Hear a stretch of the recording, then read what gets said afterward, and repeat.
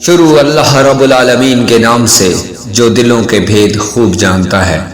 محترم ناظرین گرامی، السلام علیکم ورحمۃ اللہ وبرکاتہ۔ جناب سامعین، جیسا کہ ہم نے سورہ البقرہ کی آیت نمبر 48 تک کا مطالعہ کر چکے ہیں، اب اس سے آگے آیت نمبر 49 اور 50 کا ذکر ہوگا اور اس کی تفسیر میں بیان کروں گا، اور اس کے علاوہ فرعون سے متعلق مختصر سا تعارف ہوگا کہ فرعون کس طرح کا ظالم بادشاہ تھا، اور انبیاء کرام علیہ السلام پر ہونے والے انعامات کی یادگار قائم کرنا سنت ہے، اس کے متعلق بھی بیان ہوگا۔ سب سے پہلے میں آیت نمبر 49 سورہ البقرہ کا ترجمہ بیان کروں گا۔ اور یاد کرو جب ہم نے تمہیں فرعونیوں سے نجات دی جو تمہیں بہت بڑا عذاب دیتے تھے، تمہارے بیٹوں کو ذبح کرتے تھے اور تمہاری بیٹیوں کو زندہ چھوڑ دیتے تھے، اور اس میں تمہارے رب کی طرف سے بڑی آزمائش تھی۔ آیت کریمہ کا ترجمہ میں نے بیان کیا ہے۔ آیت کریمہ کے شروع میں ہے، اور جب ہم نے تمہیں فرعونیوں سے نجات دی۔ اس سے پہلی آیت میں بنی اسرائیل پر کی گئی نعمتوں کا اجمالی طور پر ذکر ہوا، اور اب یہاں سے ان نعمتوں کو تفصیل کے ساتھ بیان کیا جا رہا ہے۔ چنانچہ ارشاد فرمایا گیا کہ اے بنی اسرائیل، میری وہ نعمت یاد کرو کہ جب ہم نے تمہیں فرعونیوں کی پیروی کرنے والوں سے نجات دی، فرعون کی پیروی کرنے سے نجات دی جو تمہیں بہت بڑا عذاب دیتے تھے۔ فرعون نے بنی اسرائیل پر نہایت بے دردی سے محنت اور مشقت کے دشوار کام لازم کر رکھے تھے۔ پتھروں کی چٹانیں کاٹ کر ڈھوتے ڈھوتے ان کی کمریں اور گردنیں زخمی ہو گئی تھیں۔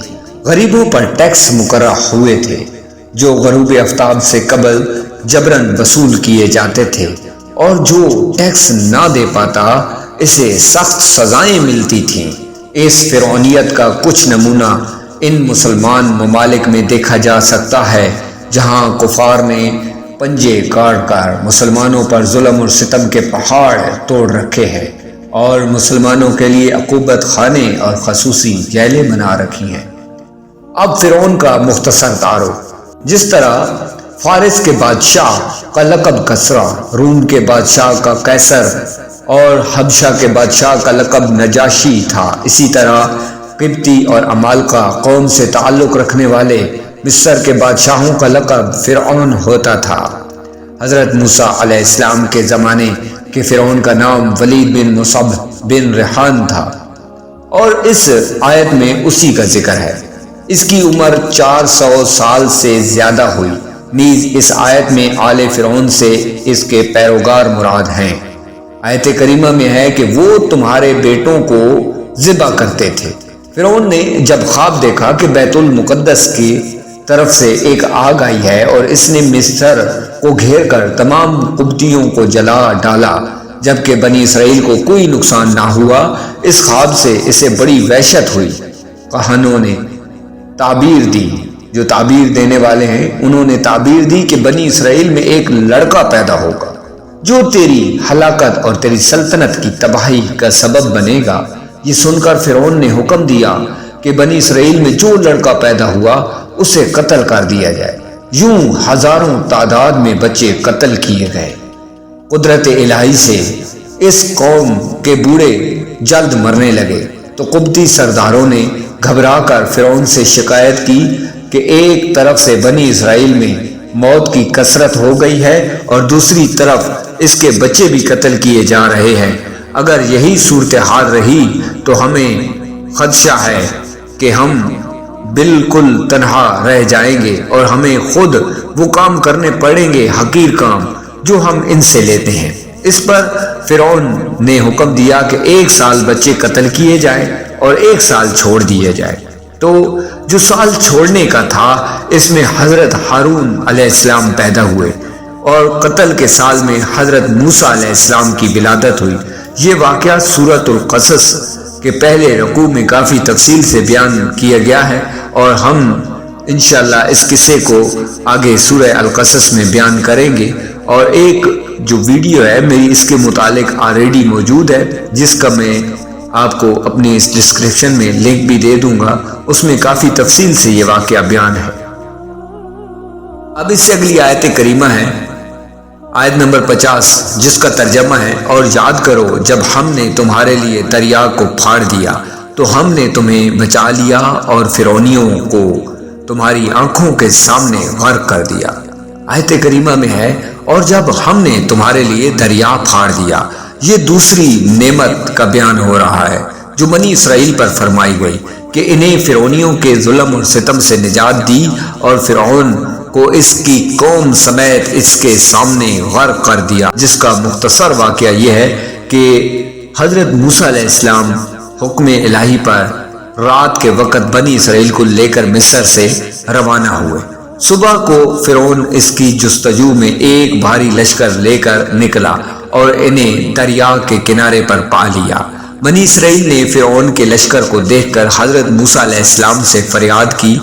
آپ علیہ السلام نے اللہ تعالیٰ کے حکم سے دریا پر اپنا عصا مارا اور اس کی برکت سے عین دریا میں 12 خشک رستے پیدا ہو گئے اور پانی دیواروں کی طرح کھڑا ہو گیا اور ان آبی دریاؤں میں جالی کی مثل روشن دان بن گئے۔